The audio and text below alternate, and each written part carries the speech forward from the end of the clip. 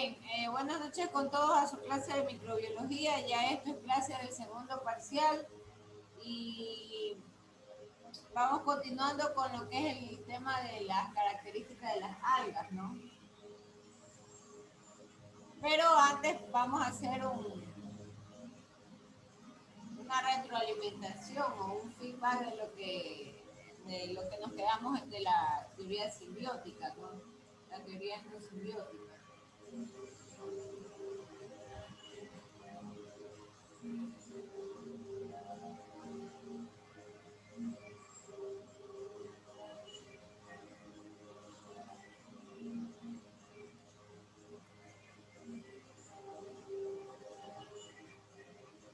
Bien, entonces nosotros nos habíamos quedado en el tema del árbol filogenético de las arqueas.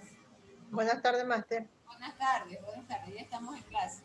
Bien, entonces nosotros nos habíamos quedado en este árbol filogenético y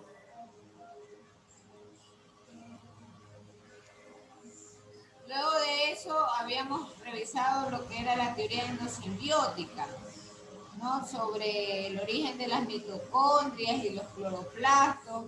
Habíamos revisado inclusive las dos fases, ¿no? De esta teoría y habíamos dejado una tarea con respecto a esto, un foro.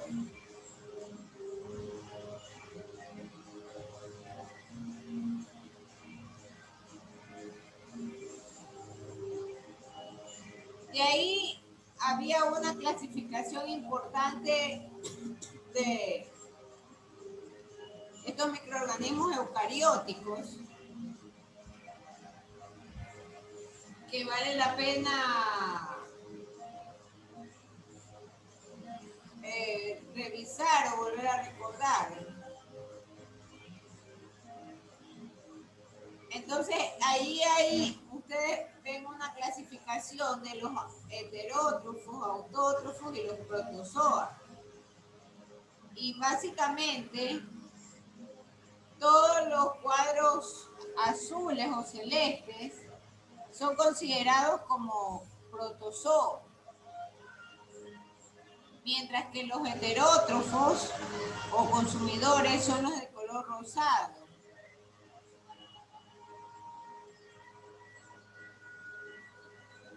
Y los autótrofos o productores de sus propios alimentos son en este caso las algas, las plantas y los eutromistas, ¿no? Algo habíamos nosotros revisado con respecto a esto, que el autótrofo produce su propio alimento, el heterótrofo consume, mientras que, si bien es cierto, los protozoos también pueden ser heterótrofos. Sin embargo, el árbol filogenético de los eucarióticos los clasifica de esa manera, ¿no?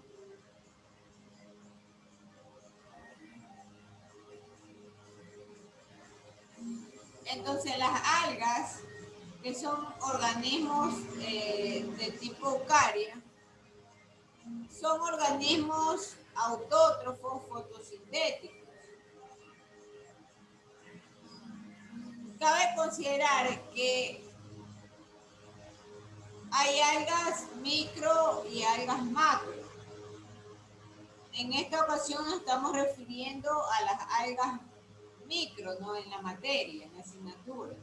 Sin embargo, las características son generales tanto para las microalgas o para las algas ya visibles, ¿no? Ante nuestros ojos.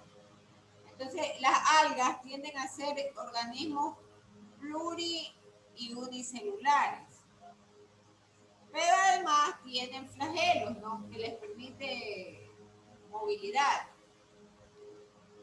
La función de ellos básicamente es la fotosíntesis, es decir, ellos requieren de oxígeno y por supuesto el medio en donde suelen habitar es el agua, ¿no? Además, tal como ustedes están apreciando en esa figura,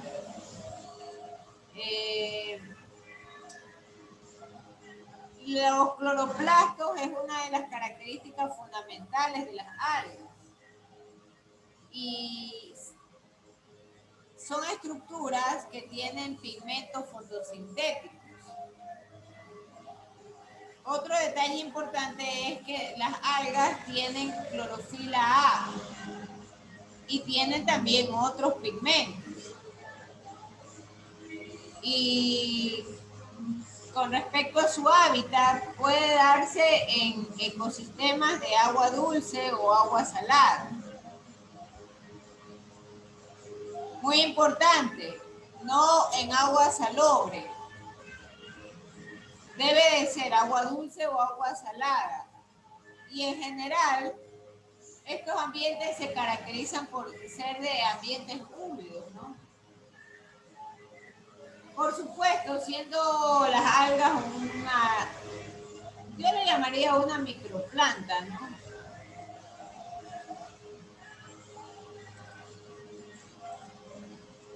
La principal función es fijar el CO2. Y fijando el CO2, en realidad son uno de los mecanismos importantes que secuestran el dióxido de carbono.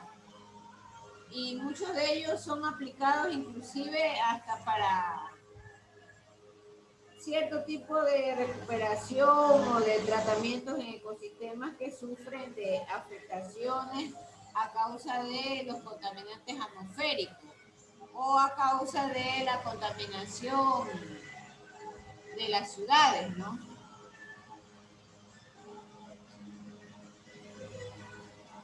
Las algas microscópicas, por otra parte, son conocidos como fitoplancton.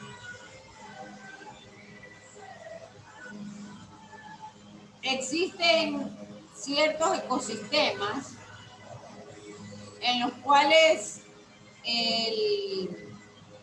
la población y el desarrollo de las algas también pueden convertirse en un problema. Y el problema fundamental es, por ejemplo, la eutrofización, que es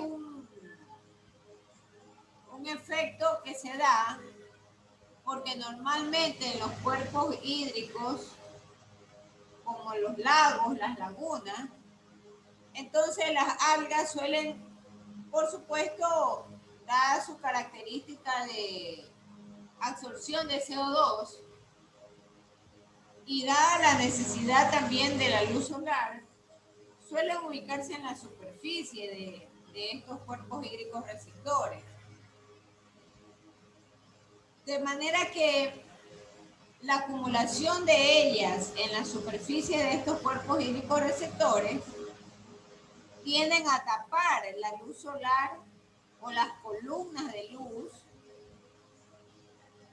que se distribuyen en todo el fondo del cuerpo hídrico receptor, en este caso de un lago. Y al momento en que ellas, las algas, se ubican en la parte superficial, prácticamente absorben o capturan la energía lumínica del sol y se convierte en una especie de barrera, ¿no?, que impide que la luz pase hacia las profundidades del lago, de la laguna. Esto a su vez genera efectos graves, ¿no?, sobre ese lago o sobre esa laguna, porque al momento en que no pasa la luz solar, hay otros organismos en estos ecosistemas que también requieren de la luz solar, ¿no? Y plantas en realidad que están en el fondo de los lagos o las lagunas, que también requieren de esa energía para poder desarrollar la fotosíntesis. Entonces, Obviamente, al momento en que eso sucede, el oxígeno tampoco circula y los mismos peces inclusive son afectados y pueden morir.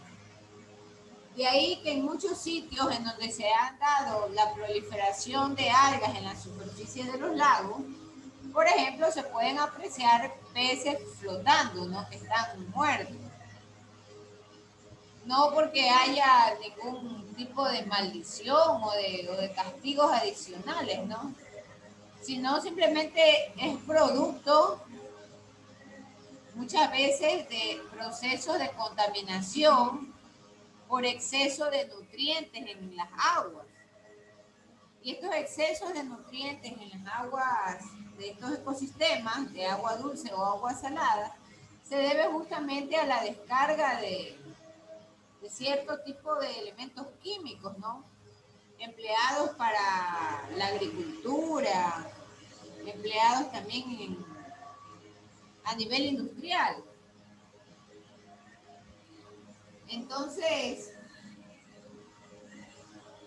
las algas, en términos generales, aprovechan de estos nutrientes. Y en esos momentos en que es cuando se genera un desbalance.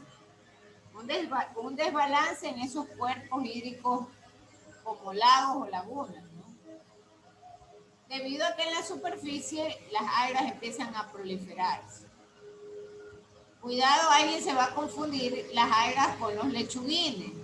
Los lechuguines que están flotando encima del río, en realidad los lechuguines también pueden generar problemas de eutrofización en el río. Eso es cierto. Pero estamos refiriéndonos a las algas, que son muchas veces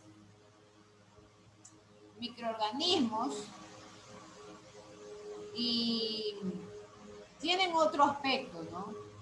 Tanto las algas como microorganismos o las algas ya de mayor tamaño, más visibles, ante nuestro sentido de la visión, también pueden generar problemas de eutrofización debido a su crecimiento generado por el exceso de nutrientes. Bueno, aparte de esta situación, ¿no? Que se puede dar debido a un problema de exceso de nutrientes, también tienen otras aplicaciones las algas. De manera que hay aplicaciones tanto para la industria alimenticia, la industria medicinal, ¿no? Y ustedes habrán escuchado alguna vez que se habla inclusive de la ingesta de las algas AFA. Y bueno, no está todavía definido ni comprobado. Sin embargo, se menciona que las algas tienen un valor nutritivo muy alto. Y ese valor nutritivo alto o esa proteína puede ayudar a nuestro organismo, ¿no? Hay nutricionistas que mencionan que no es necesario o no es tan importante la ingesta de las algas en nuestras dietas. Sin embargo, es una fuente rica de nutrientes. ¿Qué más podemos nosotros mencionar sobre el tema de las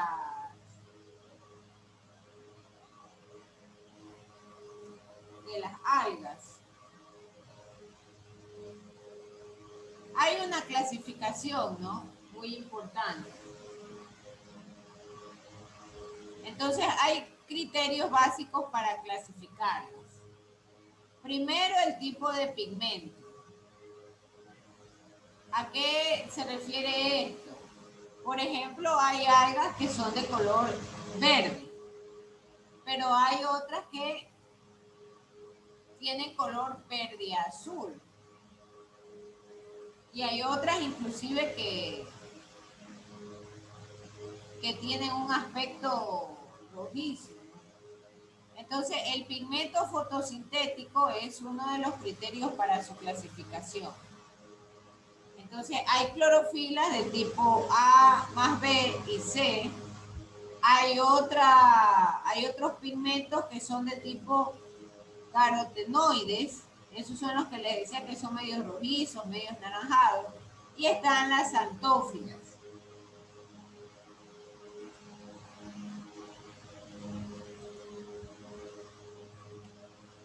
Un segundo criterio es la pared celular.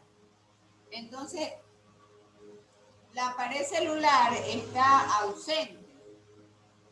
La pared celular está ausente, está compuesta de celulosa. Además de eso, puede contener sílice. El tercer criterio es el tema de la reserva en azúcares, en lípidos y polisacáridos.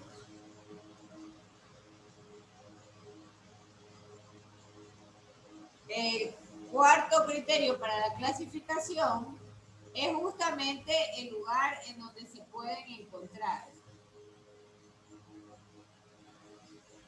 Entonces, ya habíamos nosotros conversado que pueden estar en sitios caracterizados por agua dulce, por agua salada y en términos generales en suelos húmedos, ¿no?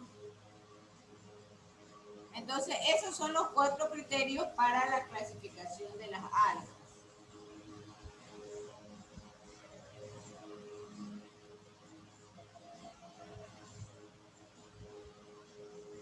Además de eso, ellas están divididas en 6 grupos. El primer grupo tiene que ver con los eulonoides. El segundo grupo con los dinoflagelados. El tercer grupo con las diatomeas y las algas doradas.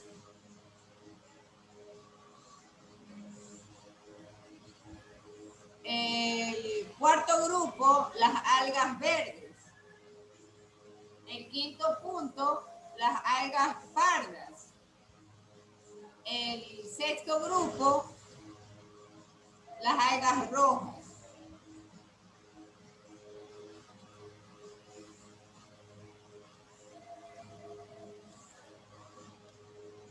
Además de eso, hay que mencionar que las algas macroscópicas se caracterizan por ser pluricelulares.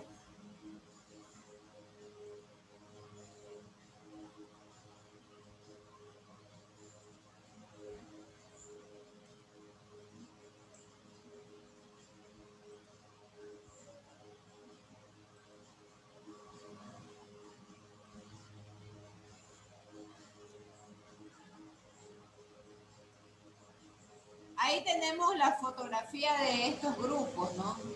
Las diatomeas, que se caracterizan por ser con una pared celular que tiene sales de sílice y tiene diferentes formas y colores. Está también la figura de las eulonoides. Ellas suelen tener manchas oculares y normalmente captan la dirección e intensidad de la luz. Y pueden nadar o pueden viajar hacia regiones más luminosas, ¿no?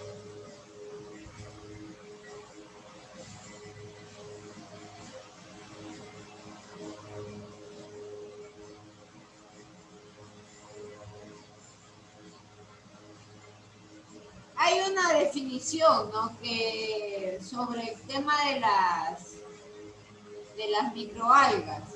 Entonces, las microalgas y las cianobacterias normalmente son organismos unicelulares que tienen la capacidad de realizar la fotosíntesis.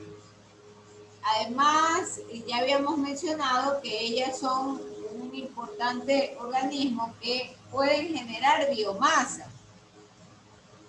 Esta biomasa normalmente se puede usar con fines industriales para la extracción de aceite o combustible. ustedes habrán escuchado también el tema de los biocombustibles. Entonces, la biomasa que generan las algas puede servir justamente para la generación de este combustible.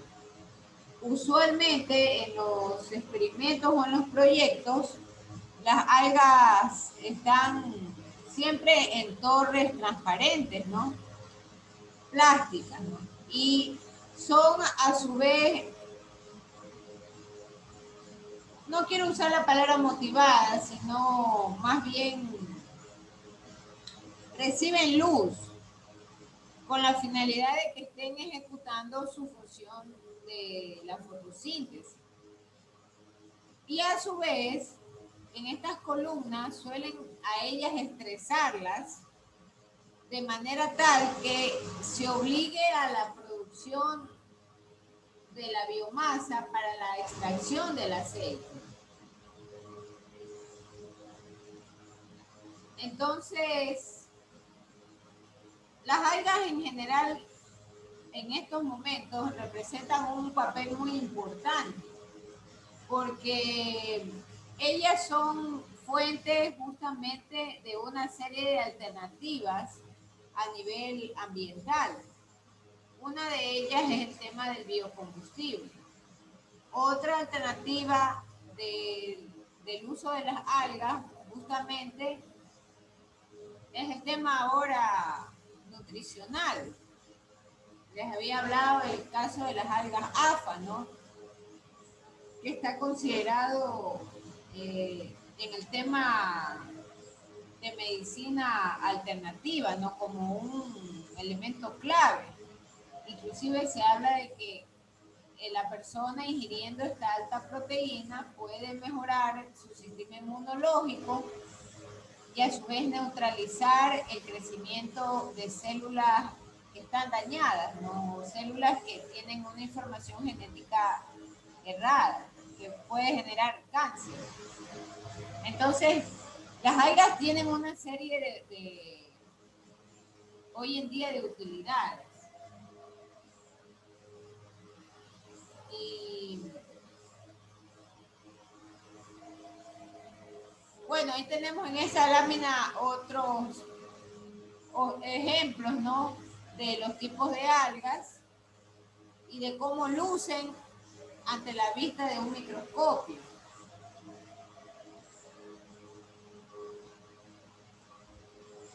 Entonces ahí tenemos a los dinoflagelados, a las algas verdes. Están las algas tanto en su forma colonial como en formas de filamentos. Y los dinoflagelados, que son de tipo unicelular.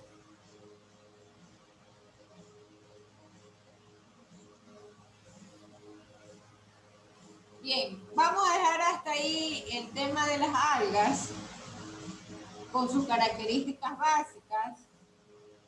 Vamos a hacer la foto del curso.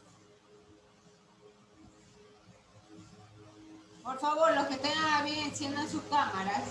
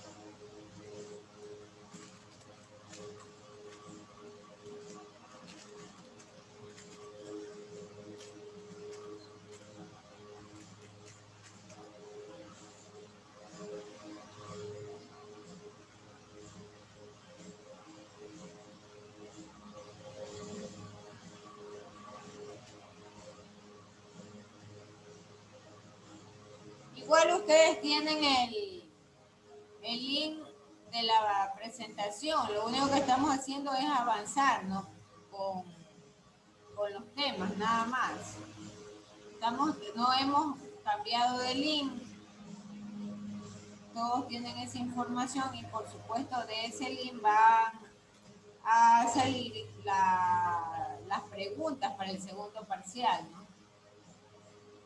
Si hay información adicional que se añada de la misma manera como hemos hecho en el primer parcial,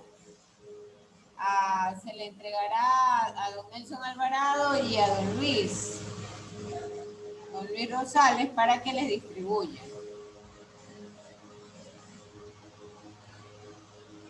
Así que de la misma forma se va a trabajar.